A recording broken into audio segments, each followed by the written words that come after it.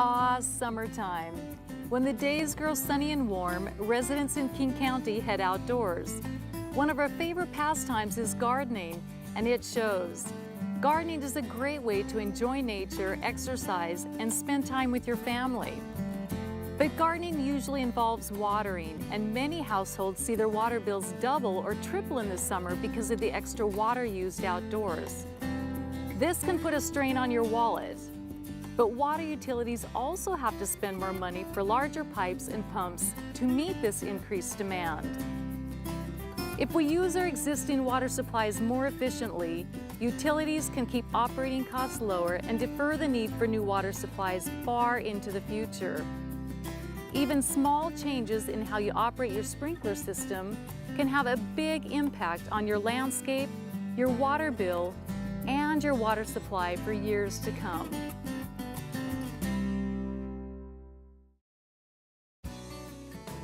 Hi, I'm Paula with the Cascade Water Alliance. Cascade wants to help you have the beautiful landscape you desire and save water. We're going to look at soils, plants, and your sprinkler system. We'll show you how to spot problems and take actions to keep your system operating at peak performance and your plants healthy and happy. Are you ready to get started? Great, let's go.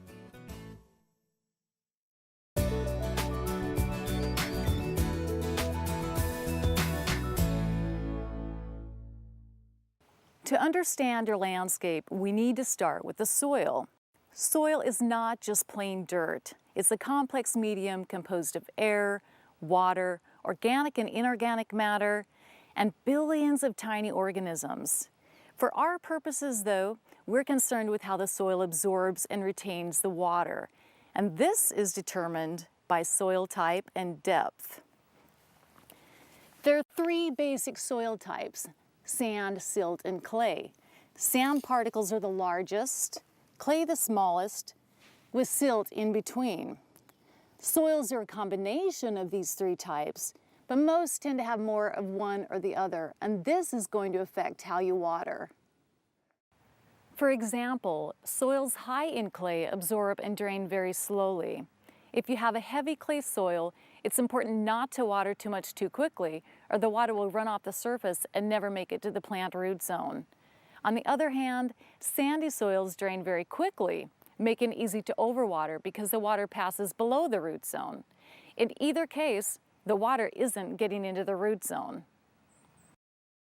Think of your soil as a reservoir for your plants. Rainfall and water from your sprinkler fill up the reservoir, but be careful to not overfill or your plants can drown. During the summer, you want the soil to dry out a bit between waterings, which allows air into the soil and encourages the plant roots to go deeper looking for water. And this will help your landscape better withstand periods of drought. A great way to increase the capacity of your soil reservoir is to add compost. Compost is organic matter, such as yard waste and manure that has been decomposed. It will improve the water retention and drainage of your soil. It will make more nutrients available to your plants, and it will even inhibit weed growth.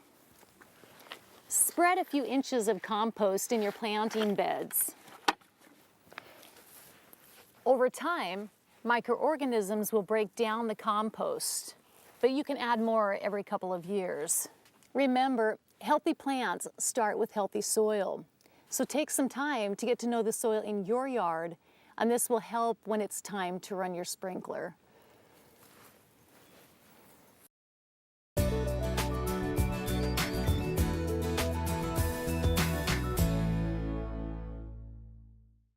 Now let's talk plants. When you grow the right plant in the right place and water it according to its needs, you'll get a stronger, healthier plant, one that is more resistant to disease, extreme temperatures, and drought. Plants vary in their watering needs, and there are many gorgeous plants that don't need any additional water beyond rainfall. As some gardeners also don't realize that overwatering, not underwatering, is the most common cause of plant death. Plant roots need oxygen as well as water and will do poorly if they're not allowed to dry out a bit. Group plants according to their needs, their watering needs. Otherwise, you'll be overwatering the entire section to meet the needs of a thirsty few. Please visit our website for a list of recommended plants for our area.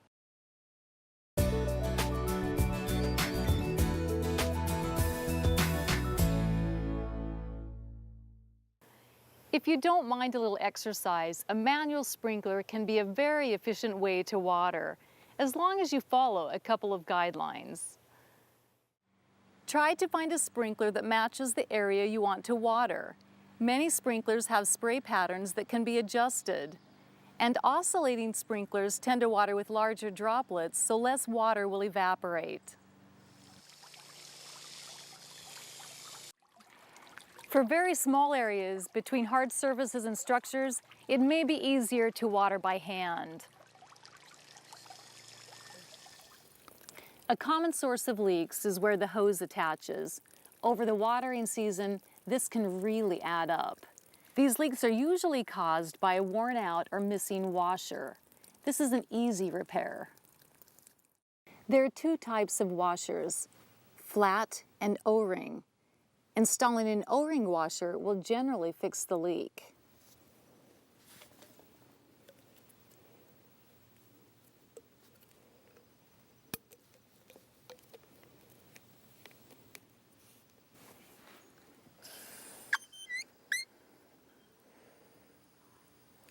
Great, no leaks. The biggest problem that most people have with a manual sprinkler is forgetting to turn it off. You can buy a simple timer like this one that will automatically shut it off. If you use a timer, you must also install a vacuum breaker between the timer and the hose.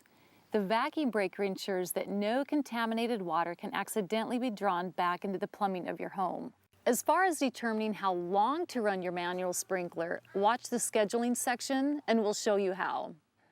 Manual watering is a hands-on and effective way to water.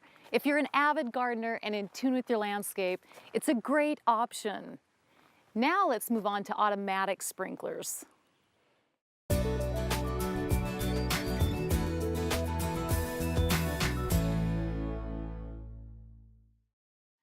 Automatic sprinklers make watering convenient, but there are opportunities for problems.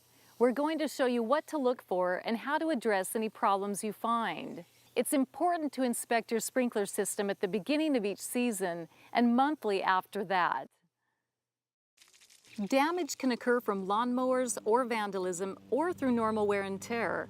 If you don't check your system frequently, you may not know you have a problem. Before you begin your inspection, visit our website and download a system inspection form. Sprinkler systems have four main components: the backflow prevention device, the controller, underground lines, and sprinkler heads. The backflow prevention device keeps contaminants from being drawn through your sprinkler into your home's plumbing. Check with your water utility to learn about requirements. Controllers, also called timers and clocks, come in many models, but they all perform the same function: to run your automatic sprinkler system. To do your inspection, you'll need to run your system for a short time. Many controllers have a test option that will run each area for about 2 minutes. Now let's make sure we understand how to use this feature. Turn the dial to the test mode. The display will show test and the time each zone will run. The default run time is usually 2 minutes per zone. This should be enough to do the inspection, but you can increase or decrease the run time by pressing the up or down arrows. Next, press the start button, and we're ready to start the inspection. For most residential systems, sprinkler heads come in two basic types: pop-up spray heads and rotor heads. Pop-up spray heads are usually used in shrub beds and small lawn areas. Rotor heads are more often used in large lawn areas. The two types vary in how much water they apply, so you should know which type you have. You should also check every sprinkler you have in your system to make sure they're working properly. Now we're going to take a look at some of the common problems. Sprinkler heads can be knocked off by lawnmowers and weed trimmers. This is a major waste of water and is unhealthy for your plants. If you find a geyser, turn your system off and call an irrigation professional right away. Overgrown shrubs can block the spray. In most cases, this is a really easy fix. Simply trim back the plant.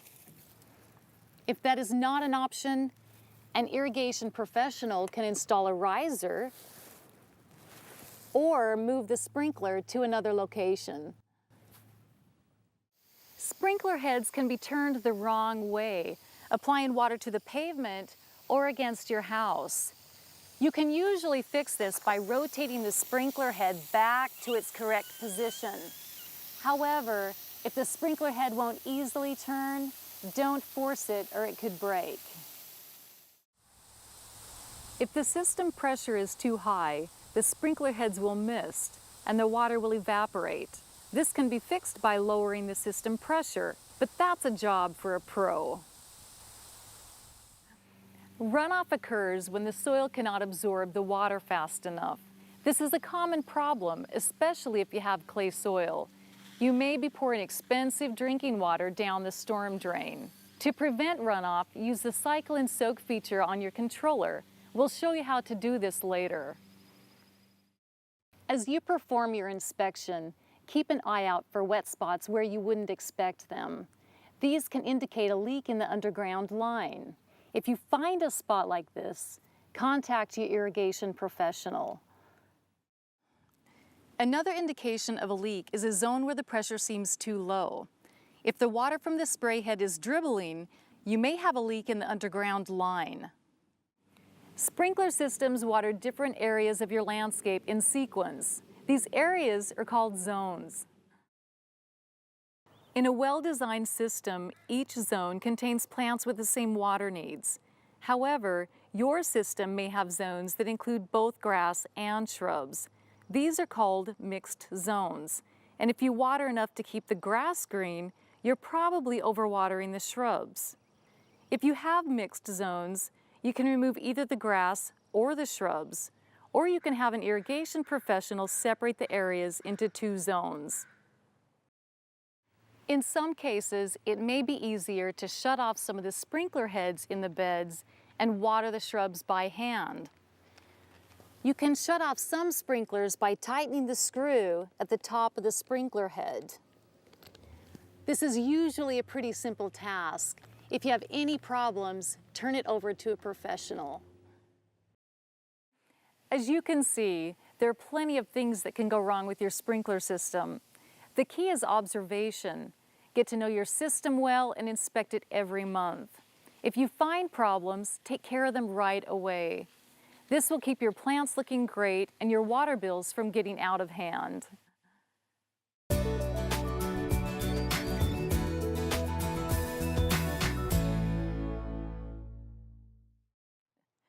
Scheduling determines how long your sprinkler runs and how many days a week. The first step is to figure out how much water your sprinklers apply. Start by placing 10 empty tuna cans spaced equally in the area you're going to water. After you've put out the cans, go to your controller and turn on the sprinklers for 15 minutes. First, choose the zone where you've laid out the tuna cans. Next, use the up and down arrows to set the time for 15 minutes. Now press start.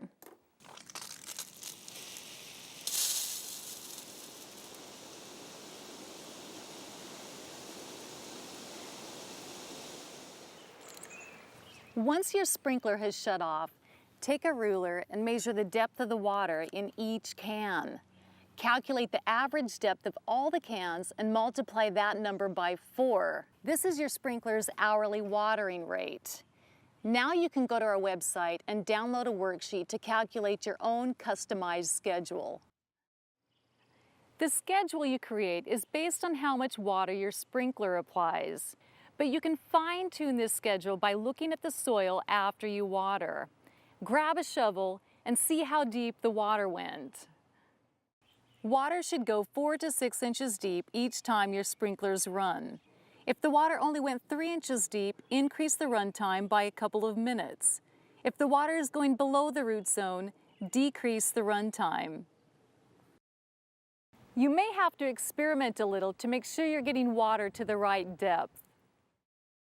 Soils in some areas of King County have hard pans or blocking layers only a few inches deep. This can make a big difference in how you water.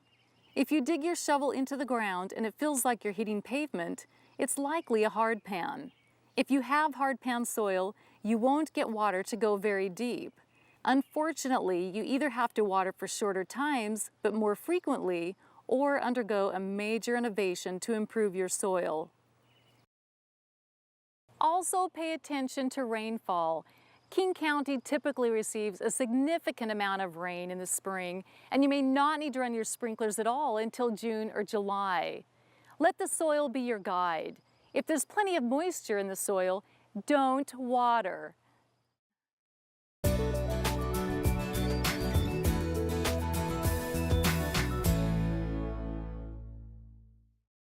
Now that you know your sprinkler's watering rate and how to fine-tune your schedule based on the soil, let's learn some basics of how to program your controller. As an example, let's schedule your controller to run 3 days a week, Monday, Wednesday, Friday, 10 minutes each time. Start by choosing a program at the day cycle. Now choose when to start your sprinklers at the program start time. Next, we pick which days to water. Turn the dial to Monday and use the arrow keys to turn it on. Turn the dial to Tuesday and turn it off. Continue this way through the rest of the days of the week. Now we need to program how long to run each zone.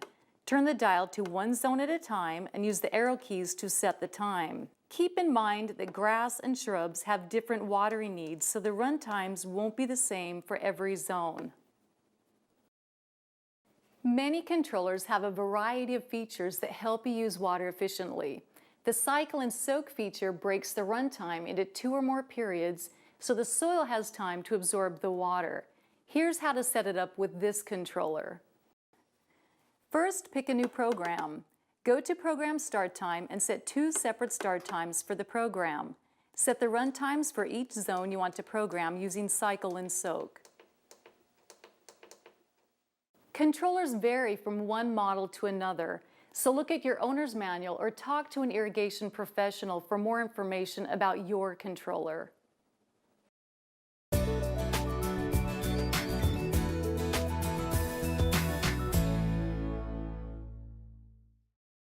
We've looked at a number of ways to spot and fix problems with your sprinkler system. Now we're going to look at some hardware upgrades that will put your system on the cutting edge. Today's controllers have a variety of functions that make it easier to manage your sprinkler system. Some have soil moisture sensors. Others use current weather data to automatically match the changing needs of your landscape.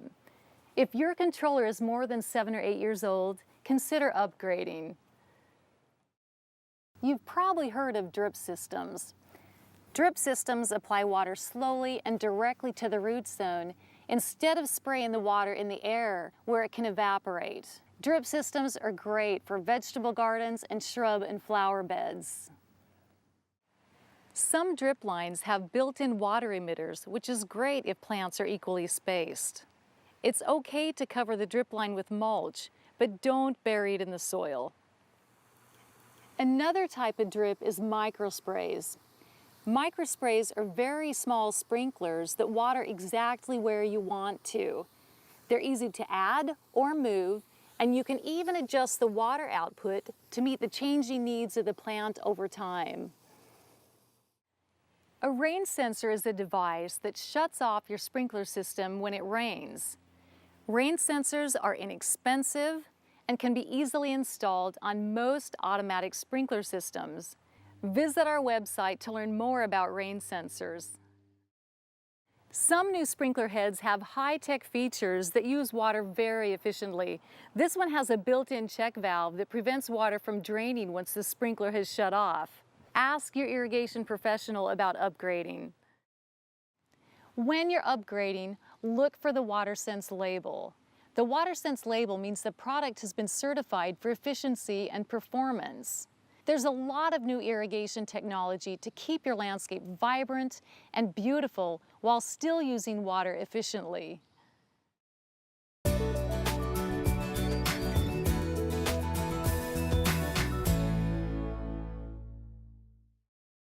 I hope you found this information helpful.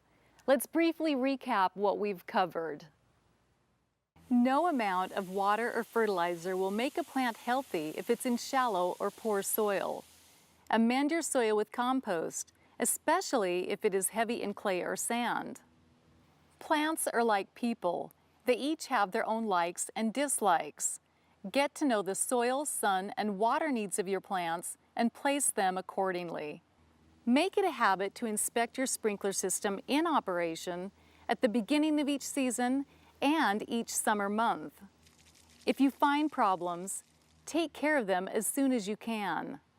Weather is always changing. That means your landscape's water needs change too. Learn how to schedule your controller and update it monthly or more often based on weather conditions. Watering the air or the pavement doesn't help your plants, and it costs you money. Focus on getting water down to the root zone. When in doubt, take your shovel and have a look.